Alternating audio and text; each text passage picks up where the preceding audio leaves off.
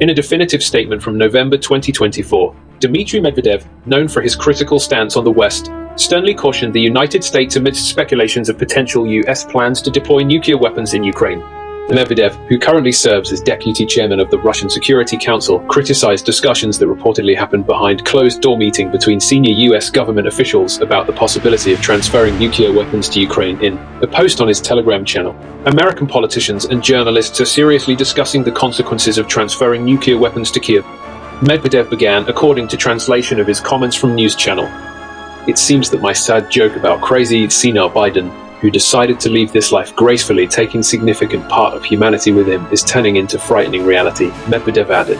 The former Russian president went on to say that giving nuclear weapons to a country at war with the largest nuclear power in the world was an idea so absurd it raised suspicions about paranoid psychosis of Joe Biden. Regardless of the idea's absurdity, Medvedev said he felt compelled to respond to the discussions happening among US journalists and politicians, and he outlined 2 reasons why transferring nuclear weapons to Ukraine would be a bad idea for Washington. First, Medvedev noted that just the threat of transferring nuclear weapons to Ukraine could be considered a preparation for a nuclear conflict with Russia. Second, the former Russian president pointed out that actually transferring nuclear weapons to Kiev would be equated to an act of attack on our country under Article 19 of the Fundamentals of State Policy in the field of nuclear deterrence. The consequences are obvious, Medvedev continued. The consequences might have been obvious to anyone who understands Russian nuclear doctrine and Moscow's first strike policy, which allows for first strike in a narrow set of circumstances. According to a news agency, Article 19 of the Fundamentals of State Policy in the field of nuclear deterrence allows Russia to use nuclear weapon in the event that Moscow receives reliable data about the impending launch of ballistic missiles against Russia.